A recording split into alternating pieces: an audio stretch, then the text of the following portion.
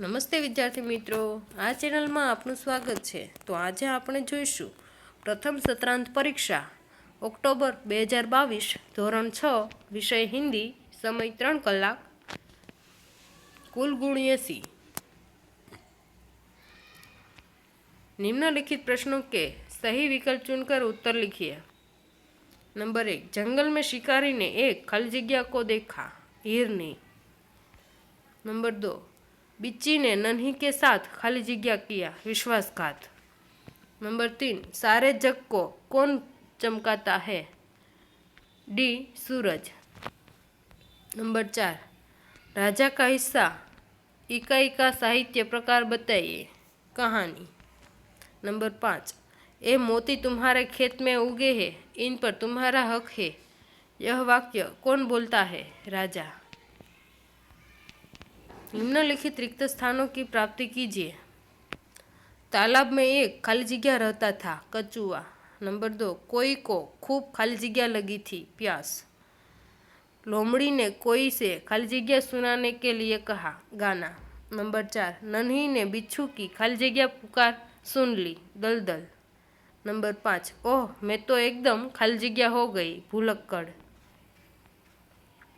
सही वाक्यांश चुनकर पूरा वाक्य फिर से लिखिए। नंबर 1, तालाब का पानी सूखने लगा क्योंकि बरसात बहुत कम हुई थी। नंबर 2, स्त्री को हल में जोतना राजा को अत्याचार के समान लगा।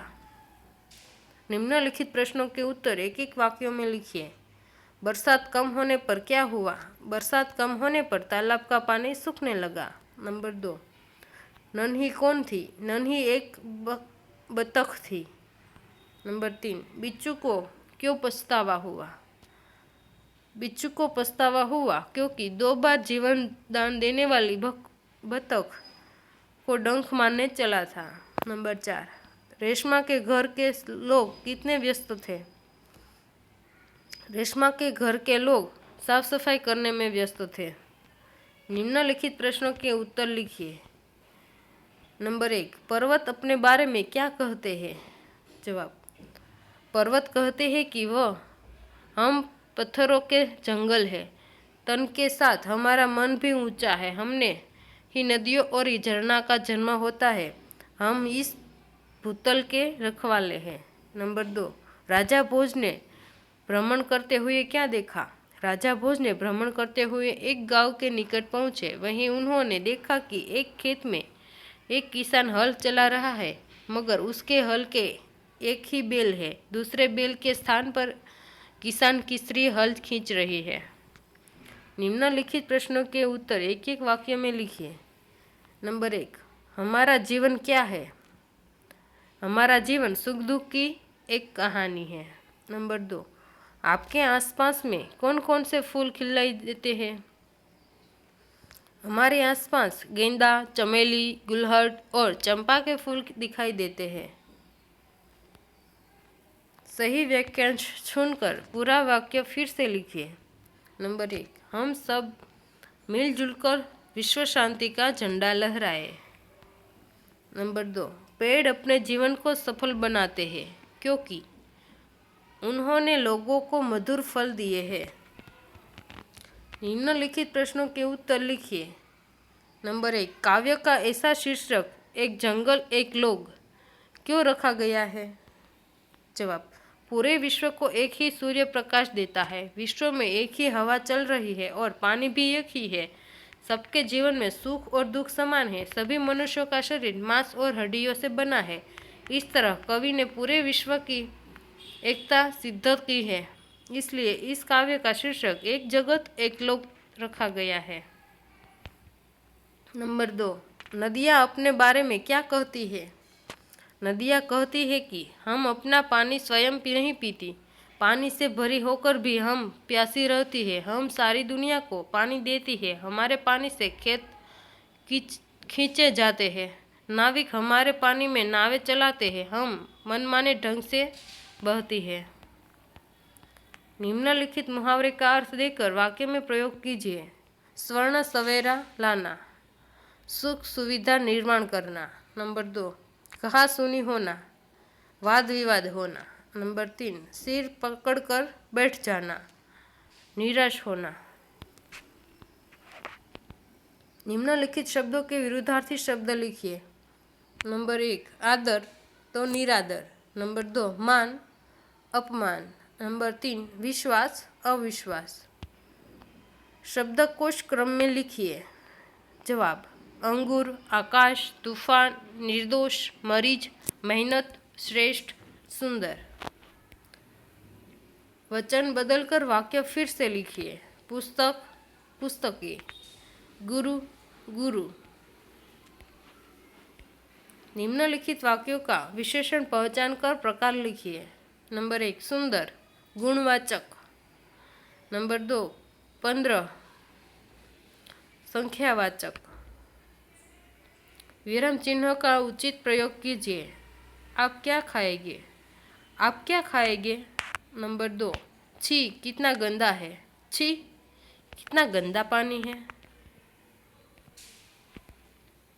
नंबर 1, सूर्य दुनिया को प्रकाश देता है। सूर्य का उदय पूर्व दिशा में होता है, शाम को यह पश्चिम दिशा में अस्त होता है। सूर्य हमारे जीवन का आधार है, इसलिए हम इसे देवता मानते हैं। सूर्योदय होने पर फूल खिलते हैं। फूल तरह तरह के होते हैं, इनके अलग अलग रंग और खुशबू होती है।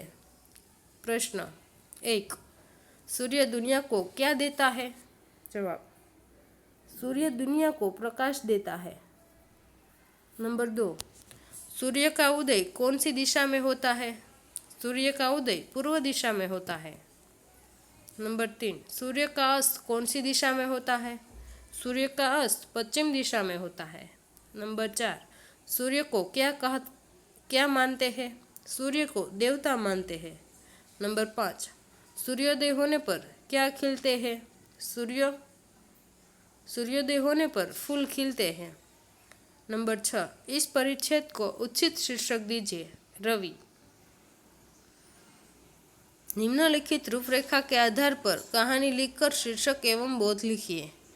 तो विद्यार्थी मित्रों, અહીં આપણને કેટલાક ચિત્ર આપેલા છે। એ ચિત્રને ઉપરથી આપણે કહાની લખીશું, જે આગળ જોઈશું।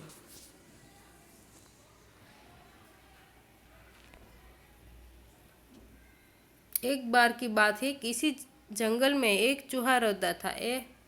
एक दिन जब वो अपनी बिल की तरह लौट रहा था तो उसने एक गुफा में एक शेर को आराम करते देखा। शेर को मजे से सोते हुए देख चूहे के मन में शरारत सूझी। चूहा शेर की गुफा में जा घुसा और शेर के ऊपर चढ़ गया। वह शेर के ऊपर खूब उछल कूद करने लगा और उसके बाल खींचने लगा। चूहे की शरारतों से शेर की नींद खुल गई और उसने चूहे को अपने नुकीले पंजे में दबोच दिया। चूहे ने जब शेर के पंजे में खुद को पाया तो वो समझ चुका था कि शेर के गुस्से से अब उसे कोई नहीं बचा सकता और आज उसकी मौत तय है। आगे की कहानी आप यहाँ पर पढ़ सकते हैं।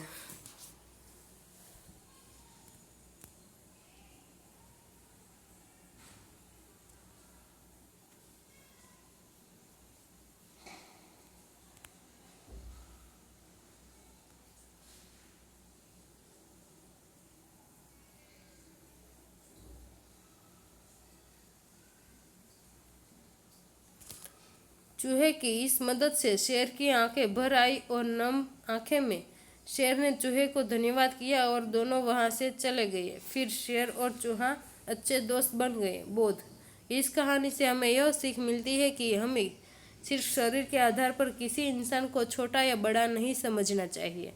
साथ ही हमें दूसरों की मदद करनी चाहिए, क्योंकि जब हम दूसरों की मदद करेंगे तभी कोई हमारी मदद के लिए आगे आएगा। निम्नानुसार पत्र लिखिए। अपने स्वास्थ्य के बारे में माताजी को पत्र लिखिए। नई यमुना कॉलोनी, विकासनगर, देहरादून, 18/10/2020। आदरणीय माताजी, सादर प्रणाम।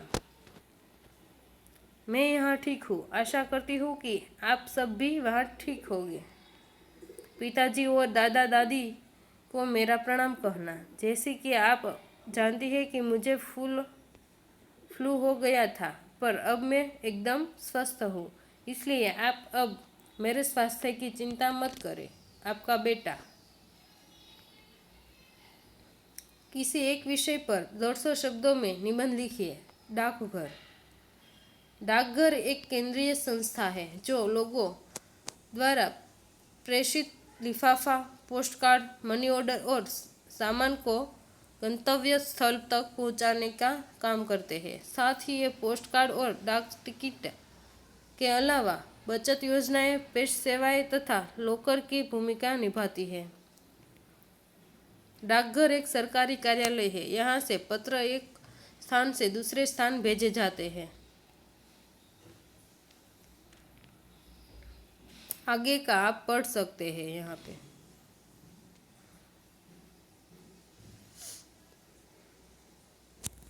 इसकी मदद से हमें अपने पार्सल या कागजात को कहीं भी भेज सकते हैं अथवा घर बैठे आसानी से प्राप्त कर सकते हैं।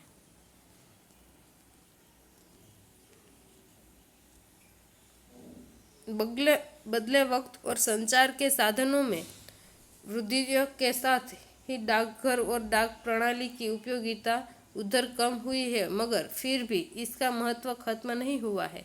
डाक पत्र वितरित करने वाले पोस्टमैन के साथ हमारे विशिष्ट संबंध होते हैं। कई बार हम ऑनलाइन खरीदारी की डिलीवरी भी डाक के जरिए पोस्ट ऑफिस से ही प्राप्त करते हैं। डाकघर ने हमारे जीवन में कई मुश्किलों को सरल किया है। डाकघर तरह तरह से जनता की सेवा करता है। मध्य वर्ग के लिए यह वरदान से कम नहीं है। उन्हें बहुत कम खर्च में अत्यधिक सुविधाएं डाकघर उपलब्ध करवाता है। अथवा मेरा प्रिय खेल। तो विद्यार्थी मित्रों, आपने પોતાના પ્રિય ખેલ કોઈ બી વિષય અહીં નોંધ લખીશું। તો અત્યારે મેં અહીં ક્રિકેટ વિશે નિબંધ લખ્યો છે, જે આપણે જોઈ શકીએ છીએ।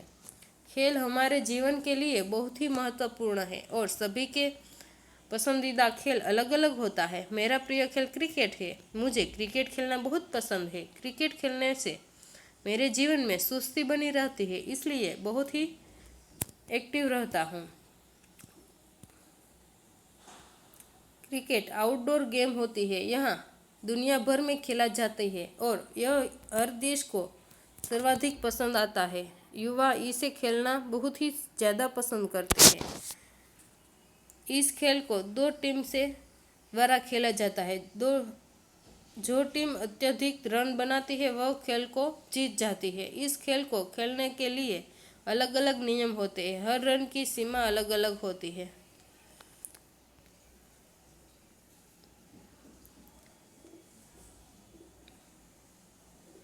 अंतर्राष्ट्रीय स्तर पर इस खेल को 3 रूपों में खेला जाता है।